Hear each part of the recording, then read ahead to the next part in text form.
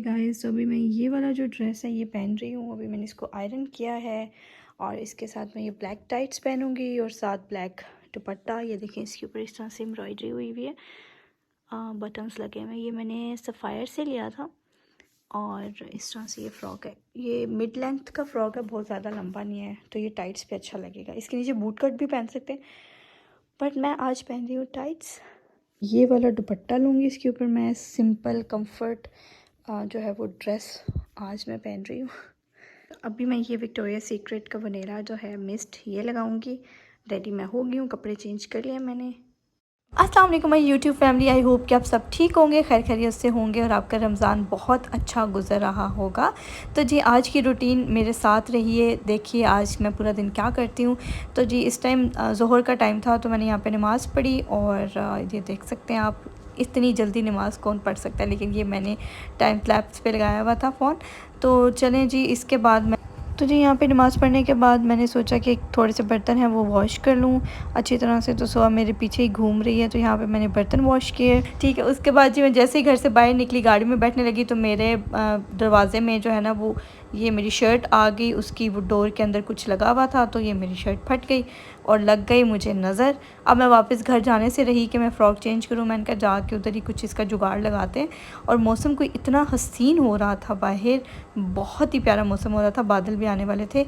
और Soha as usual जो है वो दिखा रही थी कि कहाँ से मेरा फ़्रॉक फटा है। तो जी चलें, आज आप मेरे साथ रहें, देखें आज का दिन हम क्या क्या करते हैं। बहुत सारे काम हैं करने के लिए और टाइम बहुत थोड़ा है। अभी असर हो गई थी जब तक मैं घर से बाहर निकली, तो अब क्योंकि बहुत थोड़ा टाइम रह गया पीछे रोज़े का भी।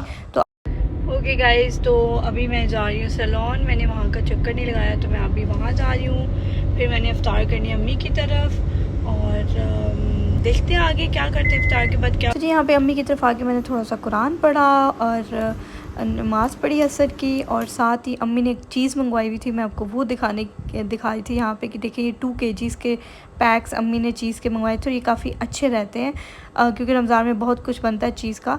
तो जी इफ्तारी करने के बाद हम आ गए मॉल, क्योंकि कुछ चीज़ें हमें बाय करनी थी और तो उसके लिए अम्मी ने भी कुछ चीज़ें बाय करनी थी। तो मैंने सोचा चलें इफ्तारी करने के बाद हम यहाँ पे आ गए।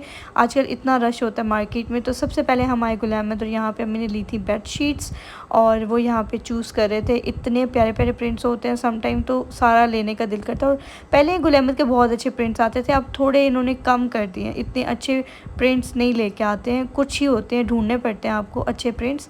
लेकिन इनकी बेडशीट्स ऑब्वियसली अच्छी होती हैं, अलकरम की भी अच्छी होती हैं और निशात लिनन की जो होम कलेक्शन है वो गाइस बहुत अच्छी होती है, ट्रस्ट मी। वो यहाँ पे हमारे एरिया में थी नहीं, तो हमें गुल अहमद ही जाना पड़ा। तो यहाँ से मैंने एक ड्रेस भी ले लिया जो मुझे काफ़ी अच्छा मिल गया था।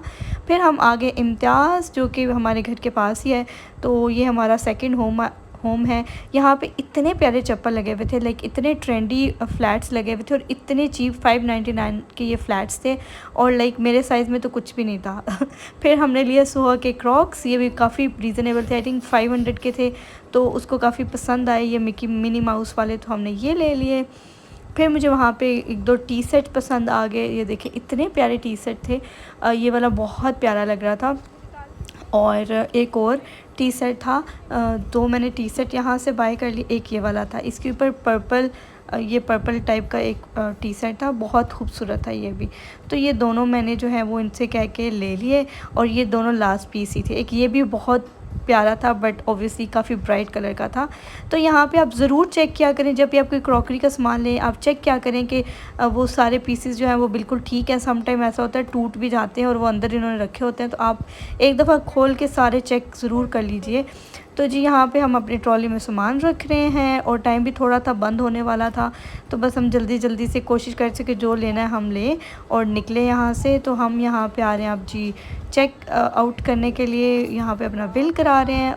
तो जी यहाँ पे दूसरा दिन शुरू होता है। तो आज ये सेल्फ़ पैम्परिंग डे था मेरा, मैंने अपनी रूट टचअप्स कराई, उसके बाद फिर यहाँ पे मैंने ऑक्सीजनेटिंग मास्क लगाया हुआ था, इससे पहले मैंने क्लिनजिंग फेशियल किया हल्का। तो जी यहाँ पे मामा ने मैनिक्योर पेडिक्योर कराया था, तो ये भी आके सीट पे बैठ गई।